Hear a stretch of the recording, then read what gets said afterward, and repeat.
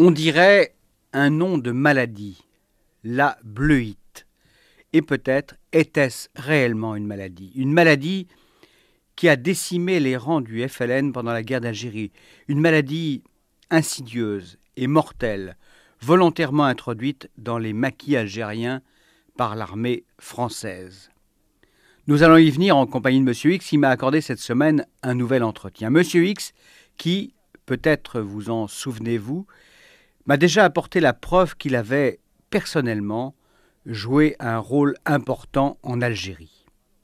Mais avant d'entendre mon interlocuteur nous raconter dans le détail cette extraordinaire opération d'intoxication, je crois nécessaire de vous donner quelques précisions d'ordre historique.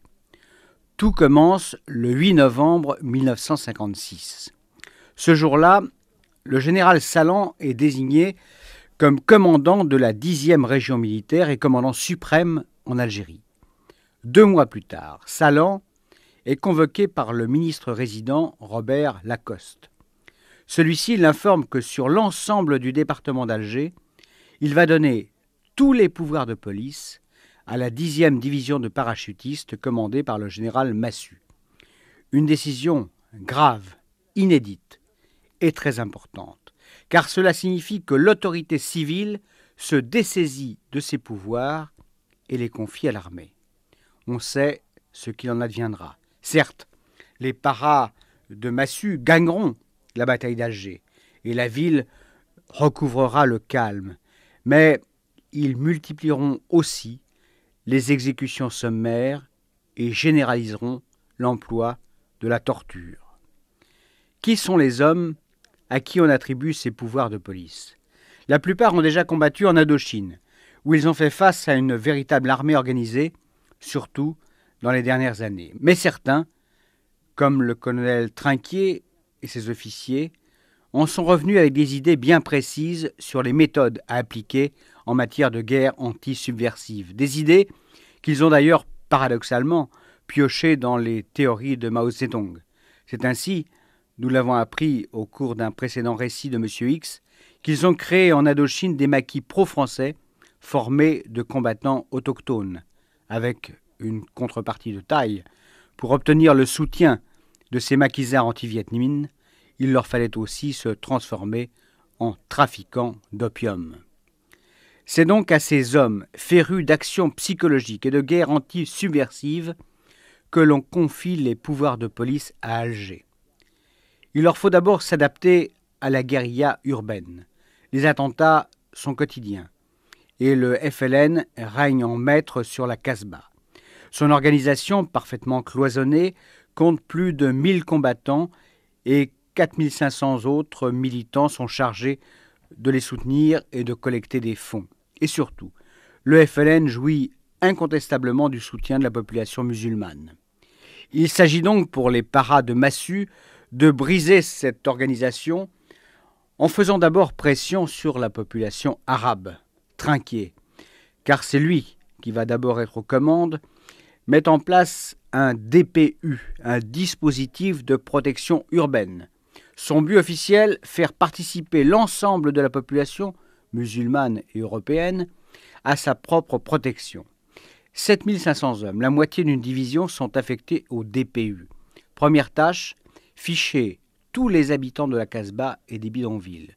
Tous ceux qui veulent échapper à ce recensement sont considérés comme suspects et traités comme tels.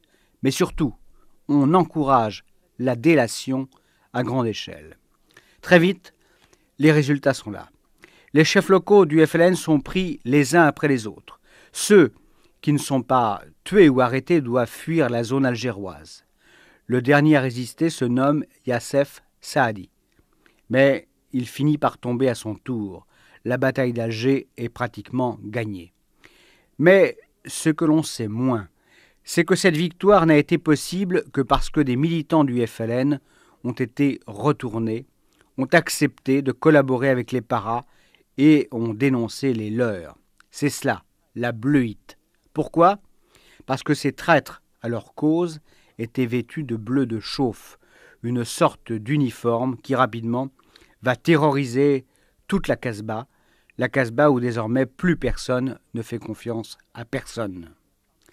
Dans un instant, la diffusion de la première partie de mon entretien avec Monsieur X sur cette mystérieuse bleuite. Mais qui a inventé la bleuite? Un type étrange, assez redoutable, le capitaine Léger. Racontez. C'était pourtant un type qui ne payait pas de mine, grand, mince, brun. Il ressemblait à un étudiant. Un étudiant bien élevé, bien sage. Or, c'était tout le contraire. Léger était un homme d'action, un baroudeur, un gars qui n'avait pas froid aux yeux. Il l'avait montré en Indochine où il était déjà sous les ordres de Trinquier. Mais c'était surtout un spécialiste incontesté du renseignement. Alors un homme du SDEC. Oui, il en a fait partie. D'ailleurs, dans sa biographie officielle, il y a un trou de 2 ans, entre 1955 et 57. Vous avez une idée, bien sûr. Bien sûr. Je suis à peu près certain que dans ces années-là, Léger s'est bagarré contre les marchands d'armes qui approvisionnaient le FLN. Là, encore la main rouge, c'est ça? Oui, vous vous rappelez, je vous ai démontré, preuve à l'appui, que cette pseudo-organisation contre-terroriste était en fait une pure création de notre service de secret. D'accord. Alors, mais Léger, là, que vient-il faire en Algérie? Est-ce à cause de ses connaissances en matière de renseignement? Naturellement, et aussi parce qu'en Indochine, il avait monté un groupe de 300 para-vietnamiens, dont beaucoup étaient d'anciens combattants Viet Minh, qui ont été faits prisonniers. Et retournés. Retournés, bien sûr. Bon, enfin, des types qu'il avait galvanisés. C'était un meneur d'hommes. Et je peux vous assurer que ces para-vietnamiens ont fait très très mal à leurs anciens camarades. Alors, quand il arrive en Algérie, je pense qu'on va lui proposer de faire la même chose avec les types du FLN, non? À peu près, oui. Et quand il arrive là, il a quitté le SDEC? Vous savez bien que lorsqu'on a appartenu à ce genre de maison, on reste en quelque sorte pensionnaire à vie. Il me semble que vous êtes pas mal placé pour le dire, non? Passons. Ce que je peux vous dire, c'est que très vite, Léger obtient des succès et recrute des gars qui étaient des responsables importants du FLN. Attendez, comment faisait-il? Il les torturait? Pas du tout. Attention, je ne dis pas que Léger était un tendre, hein, bien au contraire. Mais c'était un officier très très habile, un véritable spécialiste de la guerre psychologique. Ouais, expliquez-moi sa méthode, alors. Voilà comment il pratiquait. Dès qu'un félaga d'une certaine importance était fait prisonnier, Léger allait le voir et discutait avec lui. Et ça suffisait, ça? Oh, je ne dis pas que ça se faisait en 5 minutes, mais enfin, Léger était vraiment très persuasif. Il disait en gros, qu'est-ce qu'on fait en ce moment en Algérie? On se bat entre Français, parce que toi aussi, Mohamed, tu es Français. Hein, tu es aussi Français que moi, parce que je ne fais pas de différence, moi, entre un Français musulman et un Français de souche, entre un Arabe et un pied noir. Voilà comment il leur parlait. Ça marchait. Ouais, admettons, mais enfin, autre question. Alors, pourquoi a-t-il habillé de bleu de chauffe tous ces types qu'il a retournés? Pour impressionner la population. Vous voulez dire impressionner, pour lui faire peur? Bien entendu. Mais il y avait aussi autre chose de plus perfide. Léger, en fait, voulait aussi persuader les habitants de la Casbah que ces hommes étaient partout et qu'aucune information ne pouvait leur échapper. Puis, n'oubliez pas que tous ces bleus, comme on les appelait, avaient été des lieutenants, des grands chefs FLN d'Alger. Yassef Saadi, Simourad, Ali Lapointe. Alors, n'est-ce pas, si ceux-là avaient choisi la voie de la collaboration avec la France, pourquoi continuer à résister? La persuasion par l'exemple. Voilà. Et si ce n'était pas suffisant, on pouvait aussi envoyer les gros bras. Chez Léger, il y en avait aussi. Un gars en particulier, Abdelaziz Abdelhami, qu'on surnommait Surcouf, pour je ne sais quelle raison. Celui-là, c'était un colosse, un tueur. Mais vous voyez bien que la psychologie a parfois des limites. Hein. Évidemment. Donc cette bleuite, puisqu'il faut bien l'appeler ainsi, a donc été très contagieuse. Très, oui. Et la réputation des Bleus de Chauffe est parvenue jusqu'au chef de Wilaya qui tenait toujours le maquis. Mais ces hommes du maquis ont échappé, eux, à la contagion? Non, je vais vous expliquer pourquoi. Et autant vous le dire, c'est assez machiavélique. En août 57, en pleine bataille d'Alger, les paras de Massu ont mis la main sur un gros poisson, Hassen Gandrich, qui se faisait aussi appeler Safi, le pur. Un gros poisson, c'est-à-dire? Gandrich était le chef de la zone est d'Alger. Ce qui est intéressant, c'est que son arrestation a été tenue secrète. Il a été retourné, lui aussi? Assez rapidement. Et Léger lui a demandé de continuer à correspondre avec les autres dirigeants FLN d'Alger. Or, à cette époque, Ali Lapointe et surtout Yassef Saadi n'étaient pas encore tombés. Mais correspondre, de quelle façon, comment? Chacun de ces hommes avait une planque, une sorte de boîte postale. Enfin, peu importe. Ce qui compte, c'est que ces dirigeants FLN ne savaient pas que Gandrich était tombé dans les mains des Français. Donc, ils n'avaient aucune raison de se méfier de lui. Ce qui signifie que, malgré eux, ils ont fourni des informations capitales à leurs ennemis.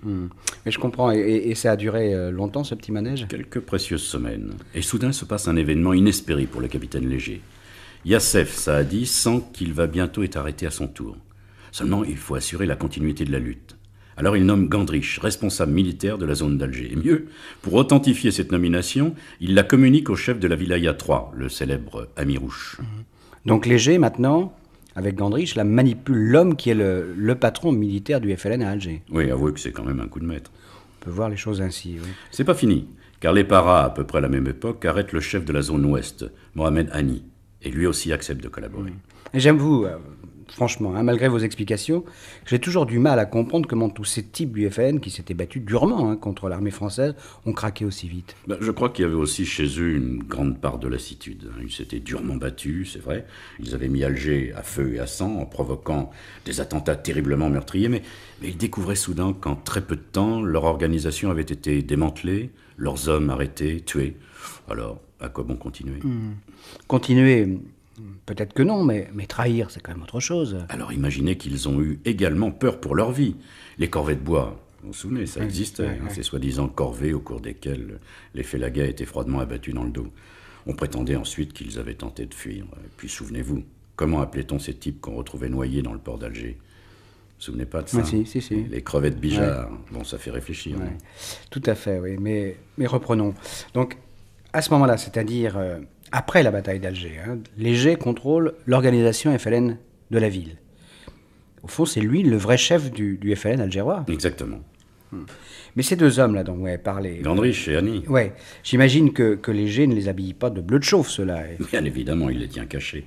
Car il faut qu'à l'extérieur, dans les wilayas, on continue de croire qu'ils sont libres. C'est capital, parce que Léger sait que tôt ou tard, des hommes du maquis prendront contact avec eux. Seulement, un gros problème se pose.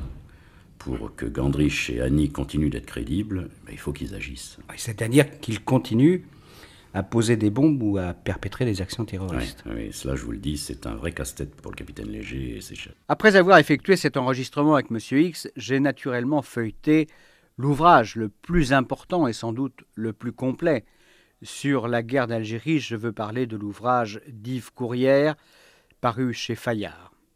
Dans le 3e tome, intitulé « L'heure des colonels », Yves Courrières souligne qu'aux yeux du FLN, Gandrich restait le seul chef encore en liberté dans la zone d'Alger. Le capitaine Léger avait loué pour lui, pour Hani et pour une autre militante retournée, Ouria, une villa discrète dans le quartier résidentiel d'El Biar.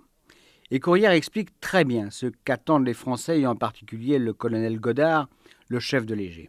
Je cite Courrières.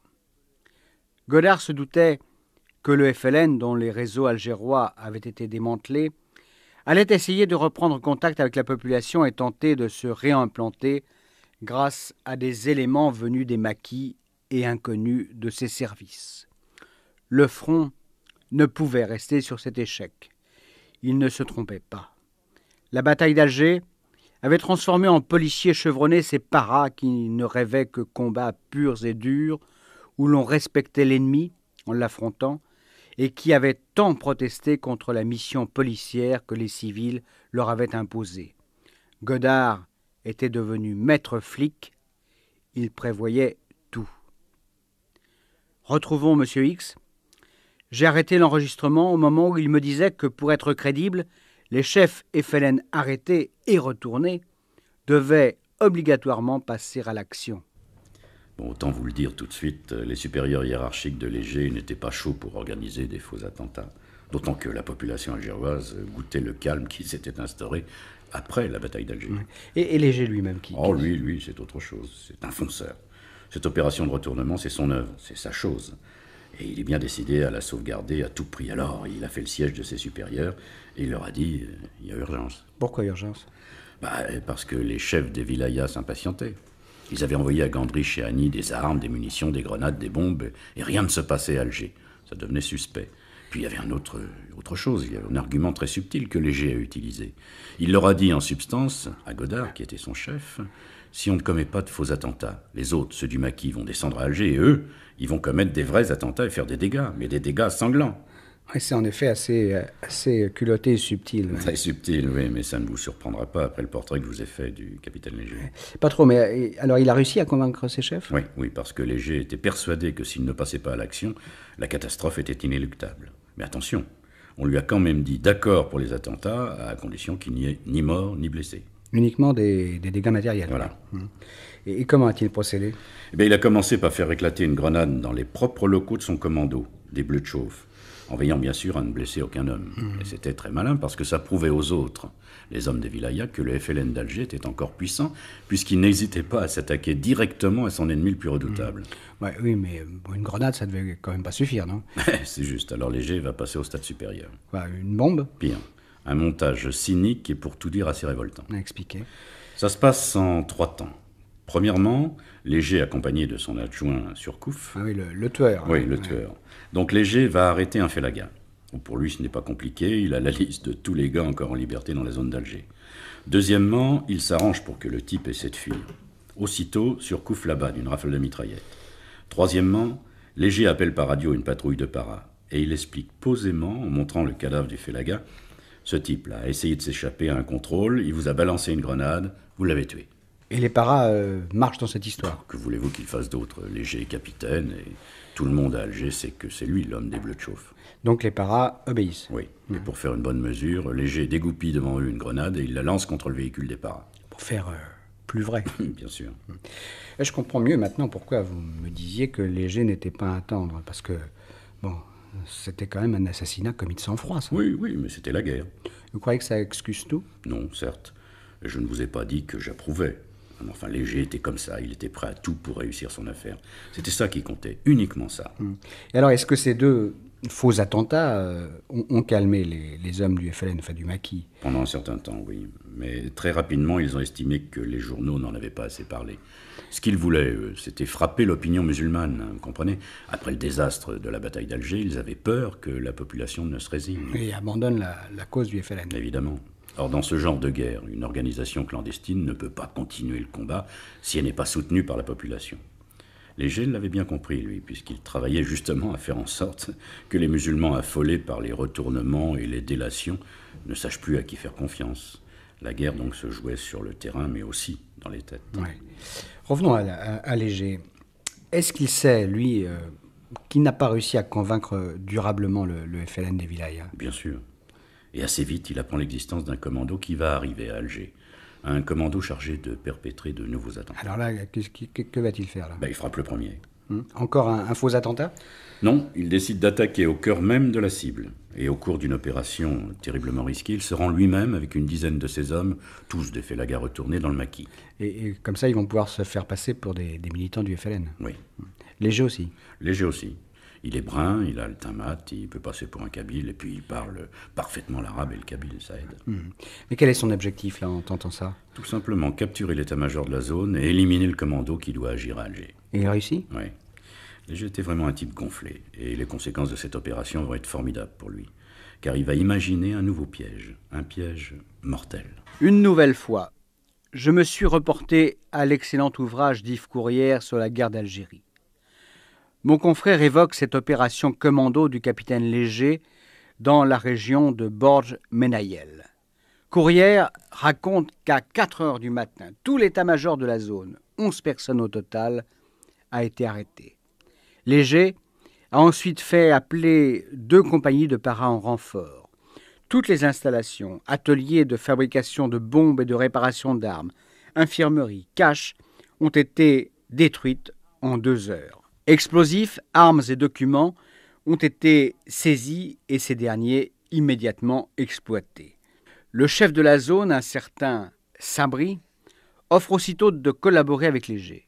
Encore un dirigeant FLN retourné.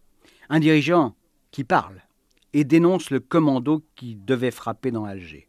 En moins de 48 heures, écrit Courrières, Léger vient d'être payé de plusieurs mois d'efforts. La tentative de réimplantation du FLN dans la capitale a fait long feu.